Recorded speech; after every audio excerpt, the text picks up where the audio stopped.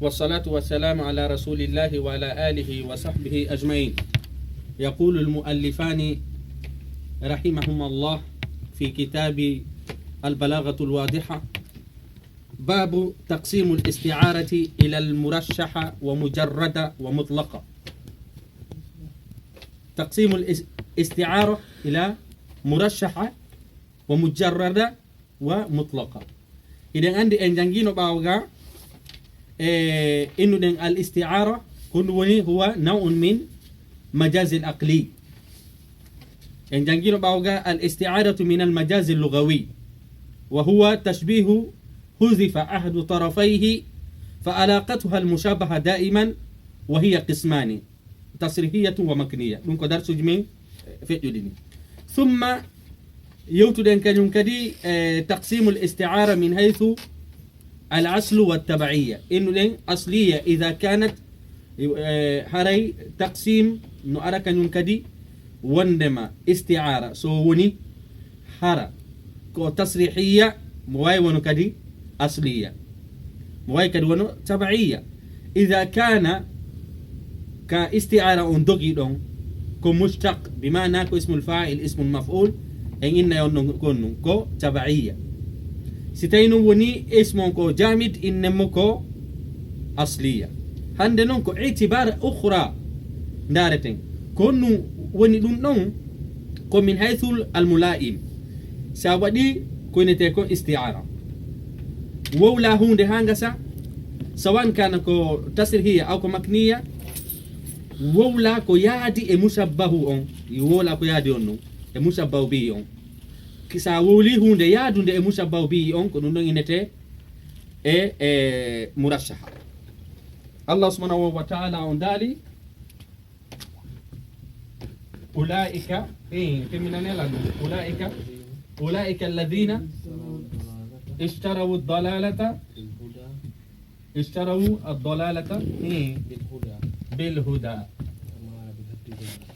بالهدى فما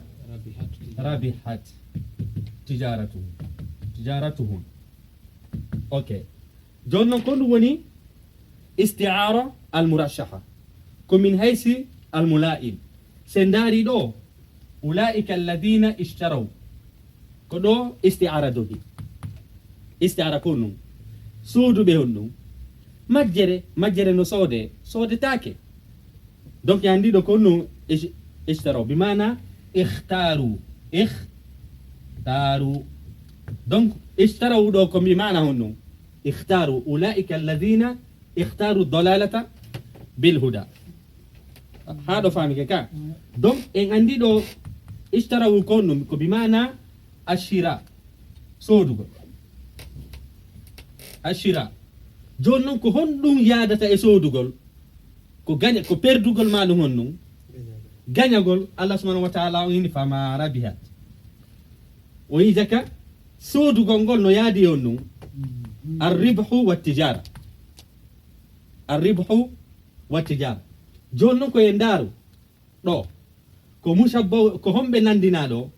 ko honnum monta do est-ce que ko isti'ara makniya ni ka ko tasrihiyya يعني استعارة تصريحية هو ما ذكر فيه أنه المشبه وحذف المشبه به، والاستعارة مكنية هو ما حذف أنه المشبه به ورمز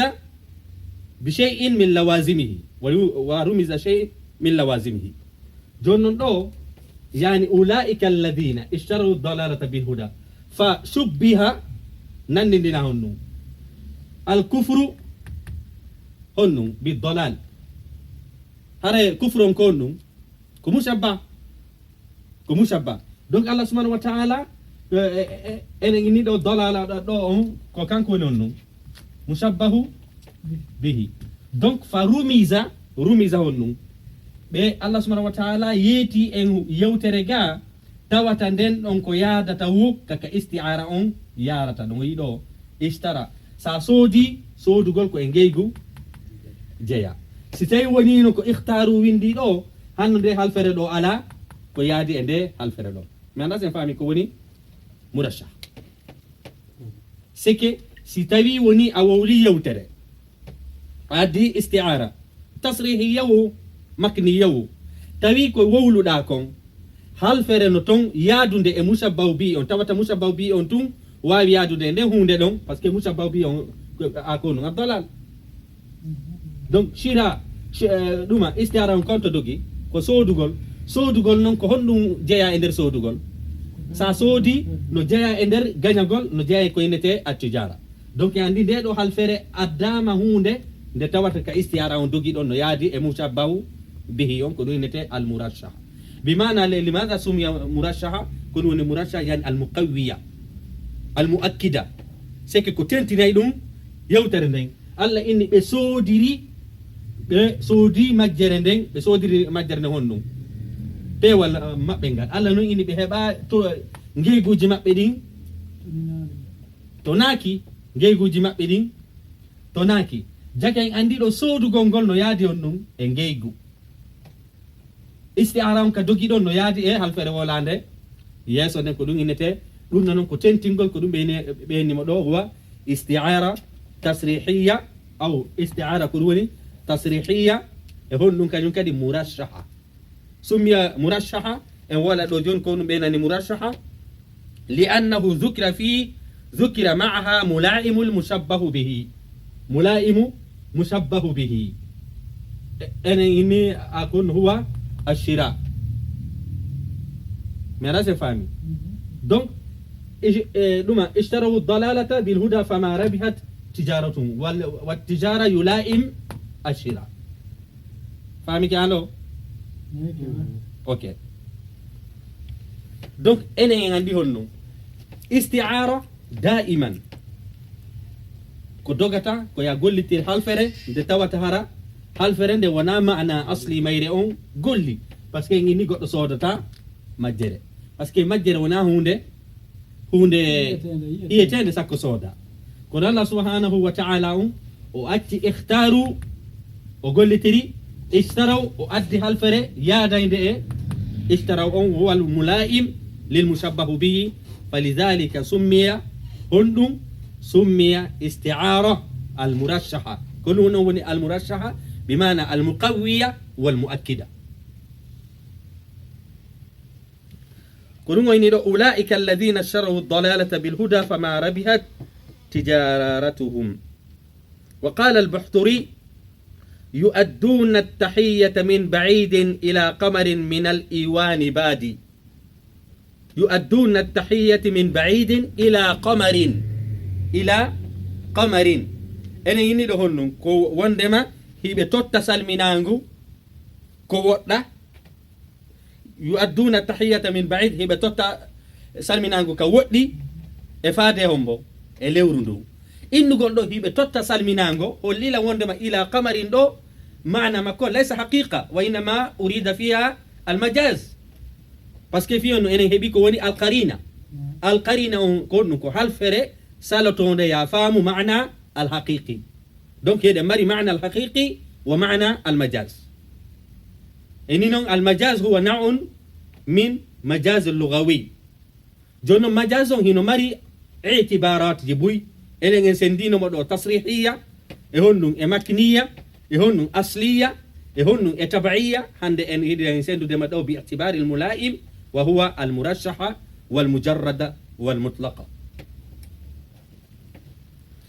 donc oni do yu'adduna at-tahiyata hibe totta on salminango ka woddi hombo wona non e hewrede be ndi lewru ndu hollido honno huwa al-mamduh como o manti do fashabbaha al-mamduhu bimadha bil qamari بجامع الإشراق سكي موهيدي أو مووني مانتو ديون كو آدن تدودو آدن جلبودو o tawi o ronku mo o nandindina e on aade موهيدي سونا لورندو كل نون عندني ميدو القمر ليس مقصود بمعناه الحقيقي ككون يؤدون التحية لأن الإنسان لا يؤدي التحية إلى القمر وإنما شبه الممدوح بالقمر كون نون قرينة سليل ينفهم معنى القمر بمعنى الحقيقي ككون يؤدون التحية فعرفنا أن القمر المقصود فيها هو الممدوح فاهم كلام دونك وين يؤدون التحية من بعيد إلى قمر من الإيوان باني. الإيوان هو مكان مرتفع من البيت يجلس عليه. سكي كسودو كتوي دون كاونتي جودو تو كبودي تو den seke ka fotayde mun ka pale mun ka dum mun fu ko dinete iwan ba. Donc si be inni be hino ari salmingol mo tawi himo jodi honto ka der suudu makko to wundu honno no woni huwa ila qamarin. Donc sa firiri do ala lewru ndu konnu lewru ndu wata jodagol ka der suudu e ka towi ka der suudu innugol wondema haray hibe ari tottugol hib ontigi no jodi ka der suudu ka buri to wude don دون نتدين المقصود في القمر ليس معناه الحقيقي وإنما هي المجاز هري أوكي يمكن كو جونو وين يؤدون التحية من والقرينة يؤدون التحية إن أوكي يمكن كو استعارة ونو تصريحية استعارة تصريحية أو درس مون جانغو دو متعلق درس دي فعل دائما استعارة إما ونا تصريحية إما ونا مكنية ستينوني من حيث ستيوني دندارو من حيث الأصل والتبعية إذا كان جامدا إن مكونه كو أصلية سووني ننكو مشتقا إن كو تبعية هندنكو وانا جنبو دو كو ستيوني تشبيه سكي استعارة ونكو مكنية ونكو تبعية ساولي حلفر جوكو دك استعارة دوغي دون هرانو يادي إنمو مرشحة هراكو كونو عندنا دينا يمونو سكي أدين مثال دو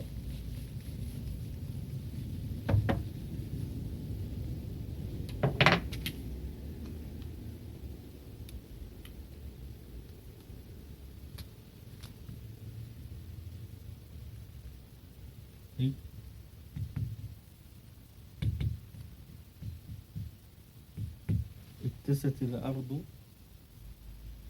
بالنبات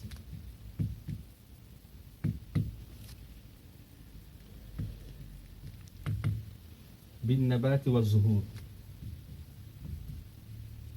اوكي ليدي دي هولتي بودي كانيون يا فلورجي ليدي دي هولتي ليدي هولتا دي هولتا لما قلنا اكتست الأرض بالنبات والزهور عرفنا على أن اكتست هو استعارة يعني شبهنا الأرض هنو إنن ندينيدو ليدين فودغول مايريون وان هنو وان صناجو لبادو كو صناجو هولتتا كو صناجو عندنا تشوداري. اوكي شبهت الأرض هنو بالمرأة كأننا قلنا الأرض كالمرأة. اوكي في الاكتساب جاكا عندي دو الأرض دو كونو كمشبه مرا دون كونو مشبه به كونو ميمونتي مشبه به ورمزت شيء من لوازمه وهو الاكتساب قلتي ما الناس فاهم دونك ميمونتو دو صناجون mi addi hunde honno tindinde fi makko en ini ko don inete isti'ara makniya wa rumiza lahu shay min lawazimihi isti'ara makniya jonnon daruden est ce que holtu gongol no yaadi ombo okay jaka en andi do mi wadi isti'ara kono yaadali honnon e mushabbahu yaadali mushabbahun ko do inete onno isti'ara makniya honno nane kono eno den ko murashaha joni odo konno ko mujarrada kono e be nani mo mujarrada parce que ko wowluda ko yaadali mushabbahu bihi donc onno ko mujarrad. amma al mutlaq isti'ara mutlaq konno isti'ara in سواء كان مكنيه او تبعيه مطلقه ko sa wuli hala ronka addude ko yaadi ni e mushabbahu bihi hono inete onno mutlaqa yani utliqat donc enen andi ko di tati janguden do c'est très simple. murashahu on ko ya wowlu yewtere wada isti'ara di janguden ni woni ko tasrihiya woni ko makniya adda hunde ton yaadunde e mushabbahu bihi on adda hunde yaadunde e on ɗum mushabbahu bihi on sifa ko enduɗen kon ɗa ishtarawu dalalata bil huda fama rabihat tijaratuhum ashira konu yaadi e ɗum ɗon wa tijara huwa a tijara ɗon enen addi ko yaadi on ɗum e mushabbahu bihi on sino yaadi e mushabbahu bihi on on ɗon inete murashaha si yaada e mushabbahu bihi on on ɗon ine mujarrada si yaada ni e mushabbahu bihi innemo mutlaqa mi anda sen faami ok résumé fof ɗo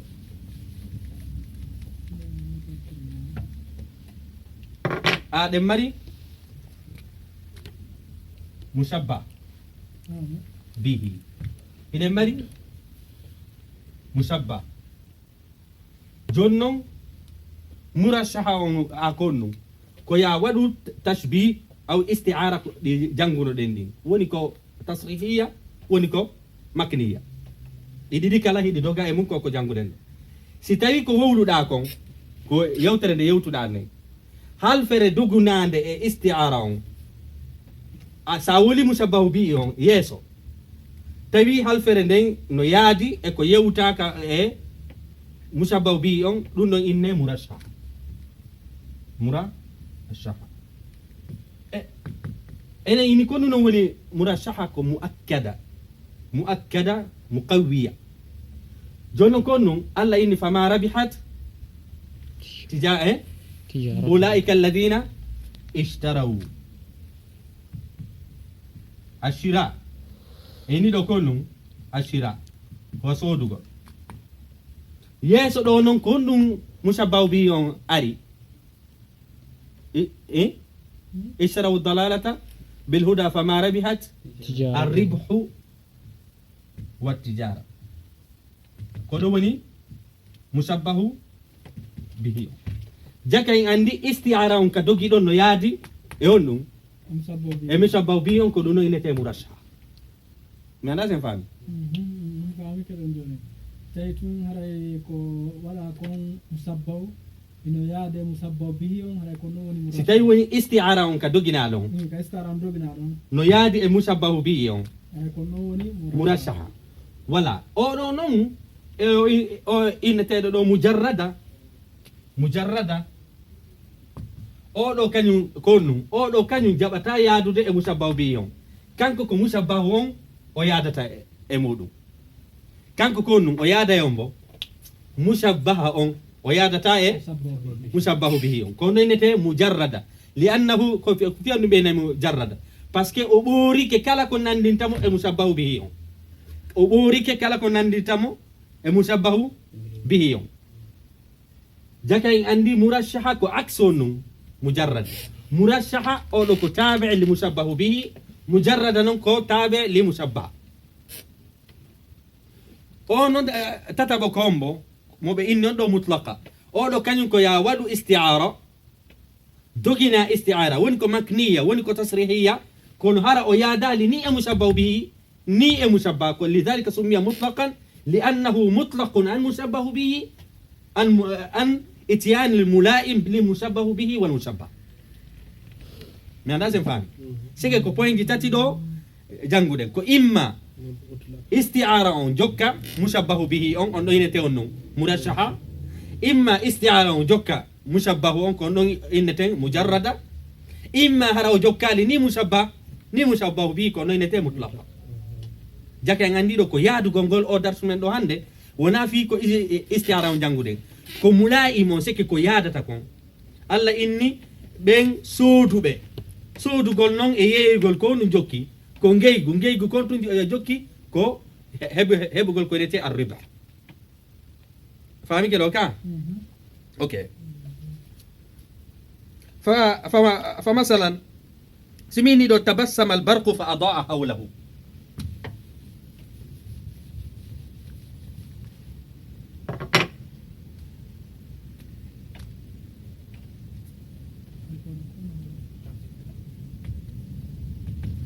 تبسم البرق فأضاء حوله تبسم البرق فأضاء حوله هونتو استعارة هذا كده هو التبسم، لأن البرق لا يتبسم، لا يتبسم. لا يتبسم، وإنما شبهت هنو كويس. ولا شبهت البرق بالإنسان. دونك أصل يكون البرق إيه يتبسم كالإنسان. جاك عندي إنسان هاريكونو كمشبه به، مشبه به. فاهمي كده اوكي؟ اوكي. البرق تبسم البرق فأضاء حوله كلوني ماجدين موسي لجلب نونتو تاكو ماجفو. لكن قلنا على أن الاستعارة هو أن تستخدم كلمة ولا تريد معناه الحقيقي، وإنما تريد معناه المجاز. إذا عندي جنب بيقول إن مشبه به ما إن المستعار والمستعار له، دونك إن عندي البرق هنو شبهنا البرق بالإنسان وحذفنا الإنسان ورمزنا شيء من لوازمه وهو التبسم. جاك عندي لكم استعارة مكنية لأننا حذفنا المشبه به، قلنا إذا حذف المشبه به ورمز شيء من لوازمه وهو استعارة المكنية. وإذا كان الكلمة إني مشتقا فيسمى استعارة المكنية إنه التبعية. وإذا كانت الكلمة جامدة هذا إنه هو استعارة مكنية أصلية. أما من حيث درس من هندي كودوجيكو من حيث الملائم سيكو هرانو يادي سمي إني par exemple butor ndin ari ino mosa موسو gongol konum yadata mudum هو الإنسان. دونك أنا عندي سميني بوتون دي نموسو دي جاك عندي شبهت الأسد بماذا؟ بالإنسان، وهزفت الإنسان ورمز شيء من لوازمه، والتبسم يلازم الإنسان كنو إنتي هنو هندك إن يوتي كناندي دي مشبه به أنكو إنتي مرشحة باسكو كو دين كنو يادي مشبه به سينو يادي نون مشبه أنو إنمونو مجرد سيتاي وني كو مشبه به يادي مودum أنو كنو مشبه إني سميني دو جوني. فمثلا